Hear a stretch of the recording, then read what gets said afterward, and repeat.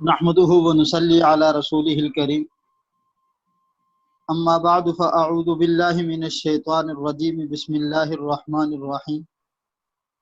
آج ہم تیسرے اور چوتھے پارے کا خلاصہ بیان کریں گے۔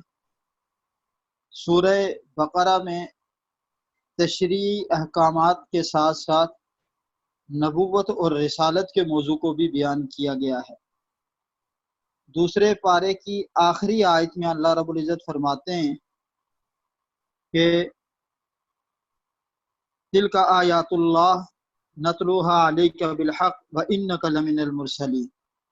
یہ آیات ہیں جو ہم آپ کے سامنے حق کے ساتھ تلاوت کرتے ہیں اور آپ بے شک اللہ کے بھیجے ہوئے پیغمبر ہیں۔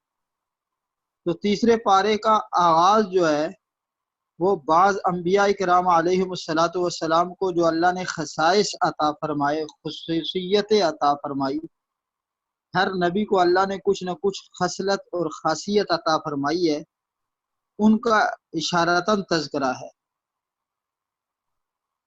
کہ کسی کو اللہ رب العزت نے سیادت و قیادت عطا کی، کسی کو اللہ نے بلا واسطہ ہم کلامی کا شرف عطا کیا، اور کسی کی تائید واضح بات سے کی گئی۔ یہ تمام انبیاء علو مرتبہ کے باوجود فضل و شرف میں ایک جیسے نہ تھے، بلکہ بعض کو بعض پر فضیلت حاصل تھی۔ اسی لیے فرمایا تلک الرسل فضلنا بعضهم علی بعض، بعض انبیاء کو دوسرے بعض انبیاء پر فضیلت حاصل ہے۔ جس طرح انبیاء کو فضیلت حاصل ہے، اسی طرح ان کی امتوں کو بھی ایک دوسرے پر فضیلت حاصل ہے۔ اور چونکہ بہت ساری خصوصیات اور امتیازات کی بنا پر ہمارے آقا حضرت محمد صلی اللہ علیہ وسلم کو تمام انبیاء پر فضیلت حاصل ہے، لہذا آپ صلی اللہ علیہ وسلم کی امت کو بھی دوسری تمام امتوں پر فضیلت حاصل ہے۔ ایک روایت میں آپ صلی اللہ علیہ وسلم فرماتے ہیں کہ انا خاتم النبیین لا نبی بعدی، میں آخری نبی ہوں، میرے بعد اب اور کوئی نبی نہیں آئے گا۔ وانتم آخر الامم لا امت بعد امتکم، تم آخری امت ہو، تمہارے بعد اور کوئی امت نہیں آئے گی۔ اللہ رب العزت نے جس طرح نبی بہت ساری فضیلتوں والا اپنے عطا کیا ہے، اسی طریقے سے اللہ رب العزت نے اس امت کو بھی دوسری امتوں کے اوپر فضیلت بخشی ہے۔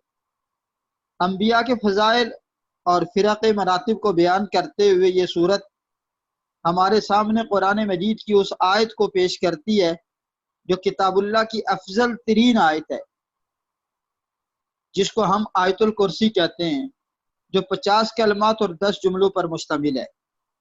اس آیت الکرسی میں 17 بار اللہ رب العزت کا ذکر آیا ہے، کہیں صراحتاً اور کہیں اشارتاً۔ اور اس سورت کے اندر جو آیت الکرسی ہے، آیت الکرسی کی بہت ساری فضیلتیں احادیث مبارکہ کے اندر بیان ہوئی ہیں۔ ایک حدیث میں آیا کہ ہر نماز، فرض نماز کے بعد اس کو پڑھو، جو شخص ہر فرض نماز کے بعد اس کی تلاوت کرتا ہے تو جنت میں داخلے کے لیے سوائے موت رکاوٹ ہے، موت کے علاوہ اور کوئی چیز رکاوٹ نہیں بن سکتی۔ اگر آپ نے اپنے مال کی، اپنے جان کی، اپنے گھر کی حفاظت کرنی ہو تو اس کے لیے آیت الکرسی کے ورد کو لازمی قرار دیا گیا۔ تیسرے پارے کے دوسرے رکوع میں حضرت ابراہیم علیہ السلام کا وہ قصہ بھی ہے کہ جب انہوں نے نمرود بن کنعان جیسے سرکش اور متکبر بادشاہ کے ساتھ مباحثہ کیا، وہ قصہ بھی جب انہوں نے اللہ تعالیٰ سے درخواست کی تھی کہ مجھے مردوں کو زندہ کرنے کا منظر دکھایا جائے، یوں ہی حضرت عزیر علیہ السلام کے دل میں ایک تباہ شدہ بستی کو دیکھ کر خیال ہوا تھا کہ نامعلوم اس بستی کو دوبارہ کیسے زندہ کیا جائے گا۔ چنانچہ اللہ رب العزت نے خود ان پر 100 سال کے لیے موت مسلط کر دی، پھر انہیں زندہ کیا۔ اس رکوع کے اندر اللہ رب العزت نے 3 واقعے بیان کیے۔ ایک واقعہ اللہ رب العزت نے حضرت ابراہیم علیہ السلام کا بیان کیا، جو ان کا مناظرہ ہوا نمرود کے ساتھ۔ تو نمرود نے پوچھا کہ تمہارا رب کون ہے؟ کہا میرا رب تو وہ ہے جو مردوں کو زندہ کرتا ہے اور زندوں کو مارتا ہے۔ اس وقت نمرود کہنے لگا یہ کام تو میں بھی کرتا ہوں، اور فوراً حکم دیا اپنے ایک خادم کو کہ فلاں آدمی جیل کے اندر قید ہے اور اس کو سزائے موت کا حکم ہے، اس کو رہا کر دو۔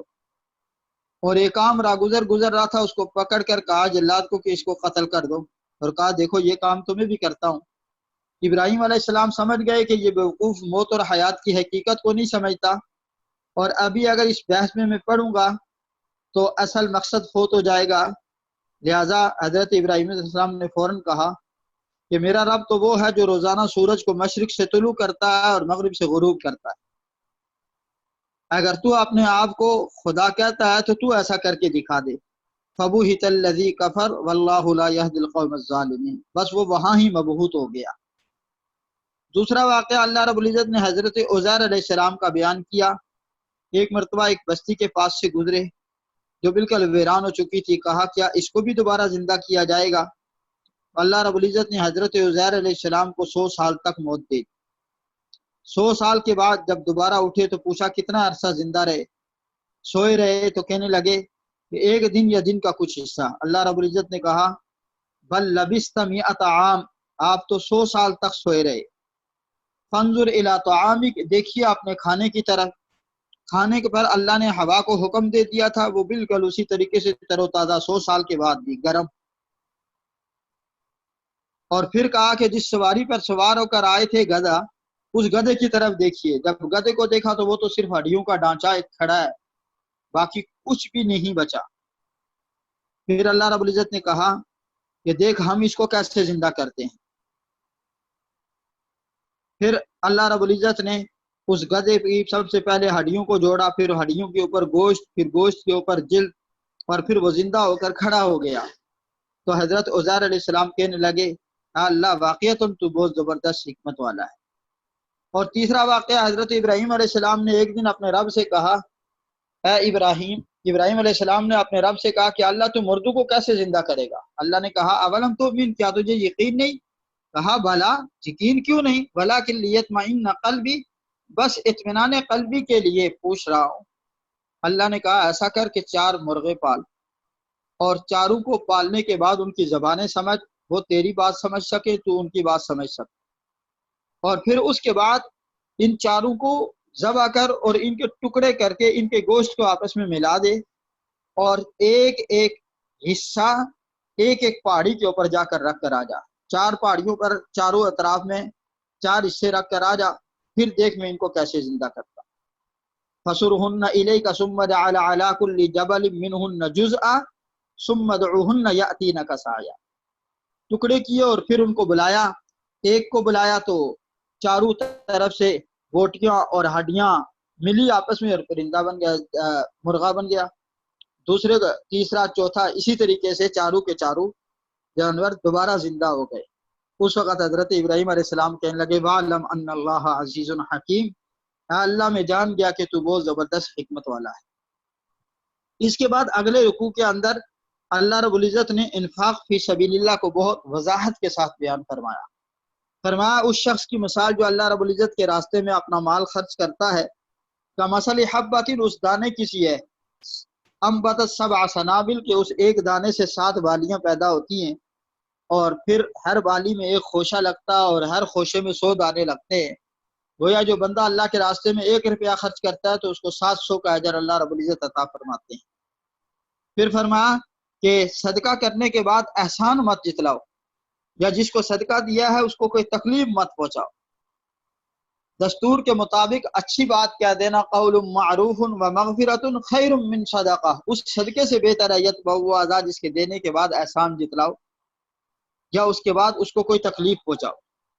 اللہ رب العزت نے پھر 2 مثالیں بڑی وضاحت کے ساتھ بیان فرمائی، فرمایا کہ اے ایمان والو، اپنے صدقات کو احسان کے ذریعے سے باطل مت کرو، بالمن والاذی، اس شخص کی طرح کہ جو ایک چٹیل پہاڑ کے اوپر ہوا کی وجہ سے، آنے کی وجہ سے مٹی کی تہ جمتی رہی، اور جمتے جمتے اتنی موٹی تہ ہو گئی کہ وہ پہاڑ چھپ گیا۔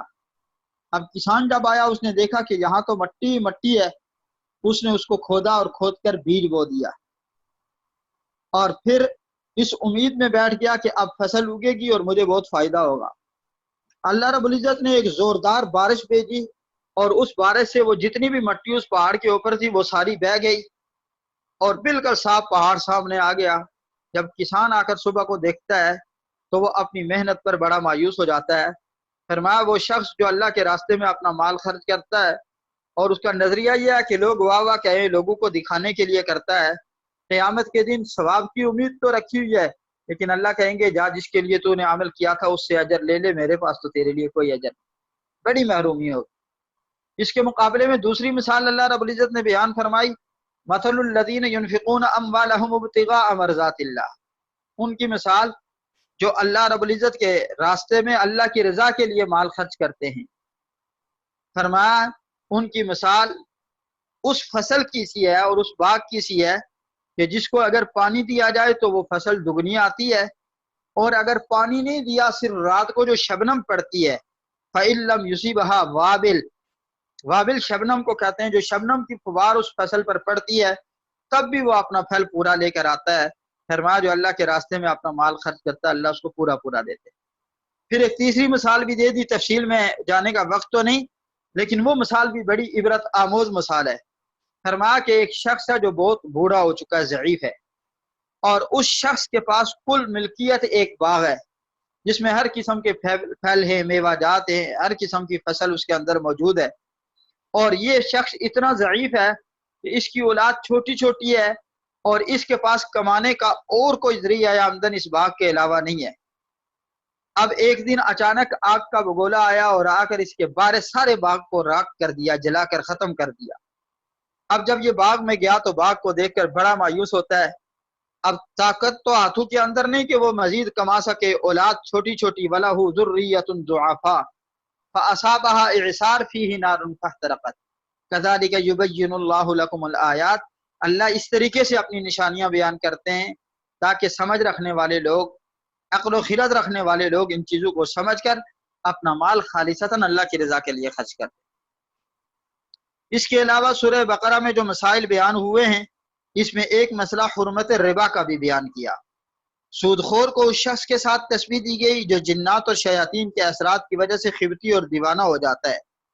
دنیا میں بھی سود خور کا حال خبتیوں اور پاگلوں جیسا ہوتا ہے، قیامت کے دن وہ قبر سے بھی یوں ہی کھڑا ہوگا۔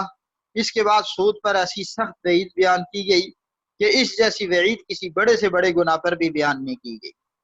فرمایا اے ایمان والو، اللہ سے ڈرو اور لوگوں پر جو تمہارا سود باقی رہ گیا ہے اگر تم واقعی مومن ہو تو اسے چھوڑ دو۔ فَإِن لَّمْ تَفْعَلُوا، پس اگر تم ایسا نہیں کرو گے تو فرمایا فَأْذَنُوا بِحَرْبٍ مِّنَ اللَّهِ وَرَسُولِهِ، اللہ اور اس کے رسول کے لیے سے لڑنے کے لیے تیار ہو جاؤ۔ یہاں یہ بات قابل غور ہے کہ قرآن نے صدقہ کے فضائل اور آداب بیان کرنے کے بعد ربا کے نقصانات اور تباہکاریاں بیان کی ہیں۔ اصل میں صدقہ اور ربا دو متضاد نظام ہیں۔ صدقہ میں پاکیزگی اور تعاون کا جذبہ ہوتا ہے جبکہ اور خودغرضیت نہیں ہوتی، جب خود میں اصل زر سے بھی زیادہ لینے کی شرط ہوتی ہے۔ صدقہ سے آپس کی محبت بڑھتی ہے جبکہ ربا سے باہمی نفرت میں اضافہ ہوتا ہے۔ صدقہ کرنے والے کے لیے اللہ کی محبت کا اعلان اور مغفرت کا وعدہ ہے جبکہ سود خور پر لعنت کی وعید اور اعلان جنگ ہے۔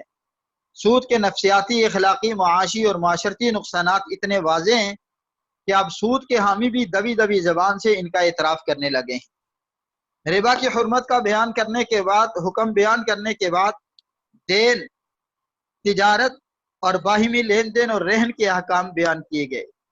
یہ احکام جس آیت کریمہ میں بیان کیے گئے وہ قرآن کریم کی سب سے لمبی آیت ہے، جس سے ثابت ہوتا ہے کہ قرآن مالی معاملات کو کس قدر اہمیت دیتا ہے، اور یہ اسلام دین اور دنیا، عبادت اور تجارت، جسم اور روح سب کو ساتھ لے کر چلتا ہے۔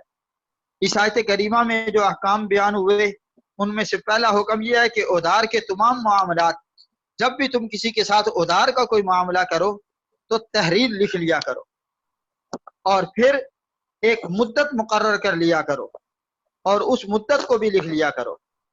دوران سفر اگر دستاویز کی تیاری ممکن نہ ہو تو کوئی چیز رہن رکھ کر قرض لیا جا سکتا ہے، اور اگر دست بدست تجارت کی صورت میں پھر تحریر کی ضرورت نہیں ہے، کیونکہ سورہ بقرہ میں نماز، زکوٰۃ، حج، روزہ، جہاد، صدقہ، ربا، طلاق اور عدت کے جیسے متعدد شرعی احکام بیان ہوئے ہیں۔ اس لیے سورت کے اختتام پر یہ وضاحت کر دی گئی کہ اللہ تعالیٰ کسی بھی انسان پر اس کی طاقت سے زیادہ بوجھ نہیں ڈالتا۔ جتنا بوجھ انسان برداشت کر سکتا ہے اللہ اتنا ہی ڈالتا ہے، لہذا کوئی انسان یہ نہیں کہہ سکتا کہ اللہ نے جو میرے اوپر احکامات جو میرے اوپر فرض فرمائے ہیں میں ان کو نہیں کر سکتا۔ یوں ہی سورت کا اختتام ایک جامع ترین دعا پر کیا گیا، جس میں مسلمانوں کو سکھایا گیا کہ وہ بارگاہ الہی میں یوں درخواست کیا کریں، اے اللہ اگر احکام کی تعمیل میں ہم سے کوئی غلطی ہو جائے تو معاف کرنا۔ جب تک مسلمان احکام الہیہ پر اپنی استطاعت کے مطابق عمل کرنے کے ساتھ اپنی غلطیوں اور کوتاہیوں پر استغفار کرتے رہیں گے، نیز وہ اللہ تعالیٰ سے دعا اور التجا کرتے رہیں گے، تو انشاءاللہ یہود جیسے انجام بد سے بچے رہیں گے۔ اس کے بعد سورہ آل عمران ہے، 9ویں رکوع سے یہ شروع ہوتی ہے، اور یہ سورت بالاتفاق مدنی ہے۔ اس سورت میں 20 رکوع ہیں اور 200 آیات ہیں۔ چونکہ اس سورت میں حضرت عمران علیہ السلام کے خاندان کا قصہ بیان کیا گیا ہے، اس لیے اس سورت کا نام آل عمران رکھ دیا گیا۔ اس سورت کی فضیلت کے بارے میں مسلم شریف کی روایت میں حضرت ابو امامہ رضی اللہ تعالیٰ عنہ سے روایت ہے کہ میں نے رسول اللہ صلی اللہ علیہ وسلم کو فرماتے ہوئے سنا کہ 2 روشن صورتیں یعنی سورہ بقرہ اور آل عمران پڑھا کرو۔ ان دونوں صورتوں کے مضامین میں حد درجہ کی مناسبت پائی جاتی ہے۔ خود نبی کریم صلی اللہ علیہ وسلم کا ان 2 صورتوں کو زہراوین یعنی 2 روشن چیزیں یا شمس و قمر قرار دینا بھی ان کے درمیان مناسبت کو ظاہر کرتا ہے۔ اس کے علاوہ ان دونوں صورتوں میں اہل کتاب سے خطاب ہے، مگر سورہ بقرہ میں زیادہ تر روح سخن یہودیوں کی طرف تھا، جبکہ آل عمران میں اصل خطاب نصارہ سے ہے۔ پھر یہ کہ دونوں صورتوں کا آغاز حروف مقطعات سے ہے، اور دونوں صورتوں کی ابتدا میں قرآن کی حقانیت کو بیان کیا گیا ہے۔ اس صورت کی تقریباً 80 آیات اس وقت نازل ہوئی جب نجران کے عیسائیوں کا ایک وفد حضور صلی اللہ علیہ وسلم کی خدمت میں حاضر ہوا۔ اس وفد میں نصارہ کے ساتھ 60 افراد شامل تھے۔ وفد کے شرکاء نے حضرت عیسیٰ علیہ السلام کے بارے میں نبی کریم صلی اللہ علیہ وسلم کے ساتھ مباحثہ کیا اور انہیں معاذ اللہ کا بیٹا ثابت کرنے کی کوشش کی، اور اس سلسلے میں ان سے استدلال کیا اور ان آیات کا تذکرہ کیا جن میں حضرت عیسیٰ علیہ السلام کو کلمت اللہ یا روح اللہ قرار دیا گیا۔ ان کے اس غلط استدلال کا جواب دیتے ہوئے فرمایا گیا کہ اللہ کے کلام میں 2 قسم کی آیات ہیں۔ بعض آیات وہ ہیں جو اپنی مراد پر دلالت کرنے میں بالکل واضح ہیں، جن کو کہتے ہیں محکم، اور دوسری آیات وہ ہیں جن کو متشابہات کہا جاتا ہے۔ زیادہ تر آیات محکمات پر مشتمل ہیں، اور دوسری قسم کی آیات ہیں جن کو متشابہات کہا جاتا ہے، یعنی جس کی وجہ سے اشتباہ پایا جاتا ہے۔ ایسی آیات کو متشابہات کہا جاتا ہے۔ جو حق کے متلاشی لوگ ہیں وہ تو ہمیشہ محکمات کی پیروی کرتے ہیں، اور جن کے دلوں میں کجروی پائی جاتی ہے، دماغ میں فطور پیدا ہوتا ہے، وہ متشابہات کی غلط تعویل کرتے ہیں اور ان کی مراد تک پہنچنے کی کوشش میں لگے رہتے ہیں۔ اللہ رب العزت نے کہہ دیا وَمَا يَعْلَمُ تَأْوِيلَهُ إِلَّا اللَّهُ کہ متشابہات کی تعویل اللہ کے علاوہ کوئی بھی نہیں جانتا۔ وَالرَّاسِخُونَ فِي الْعِلْمِ اور وہ لوگ جن کو علم کے اندر رسوخ حاصل ہے، وہ کہتے ہیں یقولون آمنا کہ ہم اللہ کے اس قول کے اوپر بس ایمان لے کر آگے ہمارے لیے کافی ہے۔ اور ایک مسلمان کو چاہیے کہ وہ محکم آیات کی تحقیق کرے، متشابہات کے پیچھے نہ پڑے۔ متشابہات جیسے ید اللہ کہا، الرحمن علی العرش استویٰ کہ رحمان عرش پر قائم ہے، کس کیفیت کے ساتھ ہے، کیسے قائم ہے، اس کی کرسی کے ہے، کتنی بڑی ہے، ہمیں اس کے بارے میں جاننے کی ضرورت نہیں ہے۔ بس ہمیں اتنا ایمان رکھنا چاہیے کہ اللہ رب العزت عرش کے اوپر قائم ہے۔ جیسے اللہ رب العزت کی توحید کی گواہی دیتا ہے، اسی طریقے سے وہ اس بات کی گواہی بھی دیتا ہے کہ اس کے نزدیک پسندیدہ دین ان الدین عند اللہ الاسلام صرف اسلام ہی ہے۔ یہود و نصارہ کا اس کی حقانیت کے بارے میں جھگڑا کرنا سوائے کفر و عناد کے اور کچھ بھی نہیں ہے۔ اگلی آیات میں مسلسل اہل کتاب کی مذمت بیان کی گئی اور ان کے جرائم بیان کیے گئے۔ یہی ہیں جنہوں نے انبیاء کو قتل کیا، خون ریزی کی، اللہ کے نیک بندوں پر مظالم ڈھائے۔ مسلمانوں کو سمجھایا گیا کہ وہ مومنوں کو چھوڑ کر کافروں کو دوست نہ بنائیں، کیونکہ اسلام اور کفر کے درمیان کوئی رشتہ اور ناتا نہیں ہے، اور کافر بھی کبھی مسلمان کے ساتھ مخلص نہیں ہو سکتے۔ اس کے بعد اگلی آیات میں 3 عبرت آموز قصے بیان کیے گئے، اور یہ تینوں قصے خوارق عادت کے قبیل سے ہیں، اور تینوں اللہ کی عظیم قدرت پر دلالت کرتے ہیں۔ پہلا قصہ حضرت مریم علیہ السلام کی ولادت کا ہے، جنہیں عیسائیوں نے اللہ تعالیٰ کی زوجہ اور ان کے بیٹے کو اللہ تعالیٰ کا بیٹا قرار دیا، اور یوں وہ بدترین گمراہی کا شکار ہو گئے۔ حضرت مریم علیہ السلام کے والد حضرت عمران اللہ کے نیک بندے تھے، اور آپ کی والدہ جن کا نام خنتہ بن قافوز تھا، بنت قافوز، یہ بڑی صاحب کردار اور پاک خاتون تھی۔ ایک زمانے تک ان کے ہاں بچہ پیدا نہ ہوا۔ ایک دن پرندے کو دیکھا کہ وہ اپنے بچے کو دانا کھلا رہا تھا، دیکھ کر دل مچل گیا، اولاد کی آرزو پیدا ہو گئی۔ اللہ کے حضور دامن پھیلا کر درخواست کی اور نظر مانی کہ اگر تو نے مجھے اولاد عطا فرمائی تو میں اسے بیت المقدس کی خدمت کے لیے وقف کر دوں گی۔ اللہ نے دعا قبول فرمائی اور ان کے ہاں مریم بیٹی کی پیدائش ہوئی۔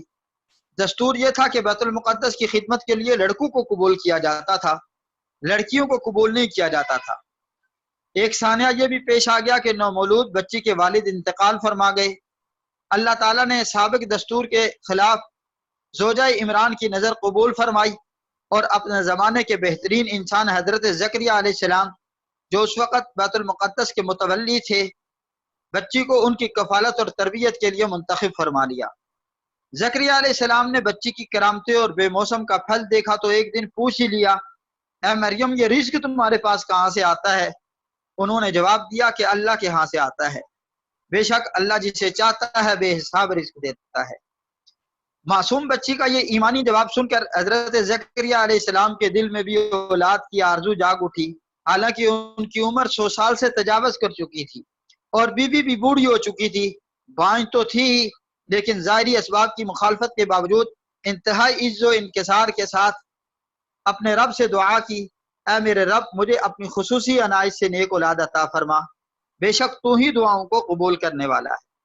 اللہ تعالیٰ نے شکستہ دلی سے کی گئی دعا قبول فرمائی اور ایسے بیٹے کی بشارت سنائی جو 4 صفات کا حامل ہوگا۔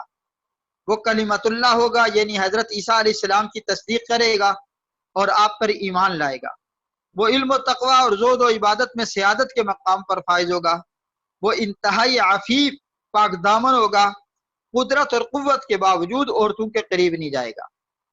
اور چوتھی خصلت یہ بیان فرمائی، وہ انبیاء اور صلحاء کی جماعت کا ایک فرد ہوگا۔ تیسرا قصہ حضرت عیسیٰ علیہ السلام کی ولادت کا ہے۔ حضرت مریم اور حضرت یحییٰ علیہ السلام کا قصہ اس اعتبار سے عجیب اور قدرت الہیہ کا نمونہ تو تھا ہی، ان کے والدین بڑھاپے کی دہلیز میں قدم رکھ چکے تھے، تو حضرت عیسیٰ علیہ السلام کا واقعہ اس سے بھی عجیب ترین ہے، کیونکہ آپ کی ولادت والد کے بغیر سراسر معجزانہ طریقے پر ہوئی۔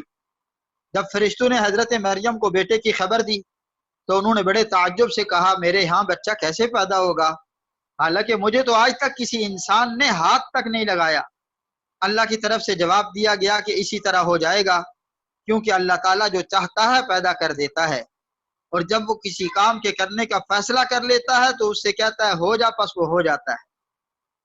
عیسیٰ علیہ السلام کو اللہ رب العزت نے مختلف معجزات عطا فرمائے، لیکن ان معجزات کو دیکھ لینے کے باوجود یہود کو ایمان قبول کرنے کی سعادت حاصل نہ ہوئی، اور انہوں نے آپ کے قتل کرنے کا عزم کر لیا۔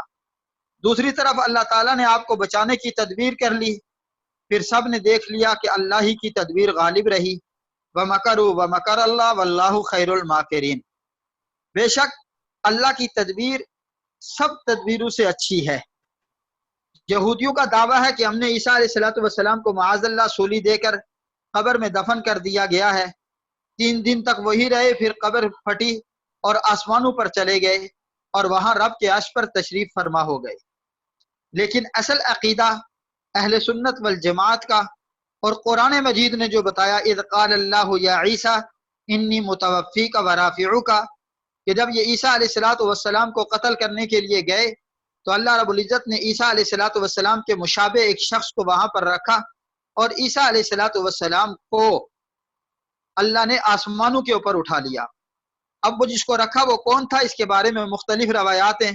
ایک روایت تو یہ ہے کہ کوئی آدمی ان کے مشابہ وہاں کھڑا کر دیا، اور دوسری روایت وہ ہے کہ دروازہ توڑ کر جو آدمی اندر گیا تھا کہ جاؤ جا کر تم عیسیٰ کا پتہ کرو، اسی آدمی کی شکل اللہ نے عیسیٰ علیہ السلام کے مشابہ کر دی، اور جب وہ واپس باہر نہ نکلا تو یہ سارے لوگ اندر داخل ہوئے اور انہوں نے ان کو عیسیٰ سمجھ کر قتل کر دیا، جبکہ عیسیٰ علیہ السلام کو اللہ رب العزت نے آسمانوں پر اٹھا لیا۔ تھوڑی سی تفصیل اس وقت اس کے متعلق اتنی معلومات ہمیں ہونی چاہیے۔ اہل سنت والجماعت کا یہ عقیدہ ہے کہ امام مہدی کا ظہور ہوگا اور امام مہدی بیت المقدس میں پہنچیں گے، عصر کی نماز کا وقت ہوگا، عیسیٰ علیہ السلام آسمان سے بیت المقدس کے مینارے پر اتریں گے اور پھر وہاں سے سیڑھی لگا کر آپ کو واپس نیچے اتارا جائے گا، آپ عصر کی نماز پڑھائیں گے اور پھر اس کے بعد دجال کا فتنہ ظاہر ہوگا۔ عیسیٰ علیہ السلام ایک امتی کی حیثیت سے دین کی دعوت دیں گے اور جا کر مقام لد کے اوپر دجال کو قتل کر دیا جائے گا، اور پھر کوئی شخص بھی دنیا میں کافر نہیں رہے گا، ساری دنیا میں ایمان کا بول بالا ہوگا، اور پھر اس کے بعد آہستہ آہستہ لوگ دوبارہ کفر کی طرف آئیں گے، اور ایک وقت ایسا آئے گا کہ لا الہ الا اللہ پڑھنے والا کوئی شخص دنیا میں موجود نہیں رہے گا، تو اس وقت قیامت واقعہ ہو جائے گی۔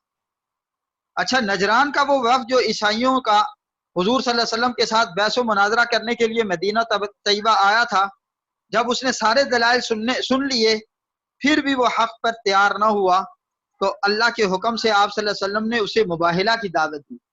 مباہلہ کا مطلب یہ ہے کہ تو اپنے خاندان کو اور اپنے لوگوں کو لے کر میدان میں آ جا، میں اپنے خاندانوں کو میدان میں لے کر آ جاتا ہوں، اور پھر اللہ سے دعا کرتے ہیں کہ یا اللہ دونوں میں سے جو سچا ہے اس کو بچا لے اور جو جھوٹا ہے اس کو تباہ کر لے۔ لیکن عیسائیوں کا یہ وفد مباہلہ کے لیے بھی تیار نہ ہوا۔ آپ صلی اللہ علیہ وسلم نے ان سے کہا کہ تم اپنے اہل و عیال کو لے آؤ، قل یا اہل الکتاب تعالوا الی کلمۃ سواء بیننا و بینکم، تم اپنے اہل و عیال کو لے کر آؤ، میں اپنے اہل و عیال کو لے کر آتا ہوں، اور پھر ہم مل کر خوشو خضو کے ساتھ اللہ تعالیٰ سے دعا کرتے ہیں کہ ہم میں سے جو جھوٹا ہے اس پر اللہ تعالیٰ کی لعنت ہو۔ عیسائیوں کا یہ وفد جو 60 افراد پر مشتمل تھا، اور اس میں ان کے 14 انتہائی سربرآوردہ مذہبی رہنما بھی شامل تھے، ان میں کوئی بھی مباہلہ کے لیے تیار نہ ہوا، بلکہ آپ کو جزیہ دینے پر راضی ہو گئے۔ یہ واقعہ بیان کرنے کے بعد سورہ بقرہ تمام اہل کتاب کو، خواہ وہ یہودی ہوں یا نصارہ، ایک ایسے کلمے پر متفق ہونے کا دعوت دیتی ہے جس کی تلقین تمام انبیاء نے کی ہے، اور جس کی تعلیم چاروں کتابوں سمیت تمام آسمانی صحیفوں میں دی گئی ہے، اور وہ ہے کلمہ توحید لا الہ الا اللہ، یعنی ہم اللہ کے سوا کسی کی عبادت نہ کریں گے۔ یہود و نصارہ کی بدعملیوں، بددیانتیوں اور ان کے جھوٹ اور افطرا کو بیان کرنے کے بعد سورہ آل عمران اللہ بتاتی ہے کہ اللہ تعالیٰ نے تمام انبیاء سے عہد لیا تھا کہ اگر ان کی موجودگی میں خاتم الانبیاء حضرت محمد صلی اللہ علیہ وسلم تشریف لے آئیں تو تم سب آپ پر ایمان لاؤ گے، اور تمہاری موجودگی میں وہ نہ آئے تو پھر تمہارے امتی اور اتباع ان پر ایمان لانے والوں کے پابند ہوں گے۔ وَإِذْ أَخَذَ اللَّهُ مِيثَاقَ النَّبِيِّينَ لَمَا آتَيْتُكُم مِّن كِتَابٍ وَحِكْمَةٍ ثُمَّ جَاءَكُمْ رَسُولٌ مُصَدِّقٌ لِّمَا مَعَكُمْ لَتُؤْمِنُنَّ بِهِ وَلَتَنصُرُنَّ، تم ان پر ایمان بھی لانا اور ان کی مدد بھی کرنا۔ انبیاء سے عہد حقیقت میں ان کی امتوں سے عہد تھا، مگر افسوس کہ ان انبیاء کی امتوں نے اس عہد کی پاسداری نہ کی اور تصدیق اور مدد کی بجائے وہ تکذیب اور مخالفت پر اتر گئے۔ یہ آیت کریمہ ہمارے آقا صلی اللہ علیہ وسلم کو سید الانبیاء ثابت کرتی ہے۔ تیسرے پارے کے اختتام پر اس بات کی وضاحت کر دی گئی ہے کہ ایمان اور کفر دو ایسی ضدیں ہیں جو جمع نہیں ہو سکتی، اس لیے ان لوگوں کی سخت مذمت بیان کی گئی ہے جو ایمان سے مرتد ہو جاتے ہیں، ضلالت کو ہدایت پر ترجیح دیتے ہیں، اور جن کا حالت کفر میں انتقال ہو جاتا ہے۔ تیسرا پارہ ختم ہو گیا ہے۔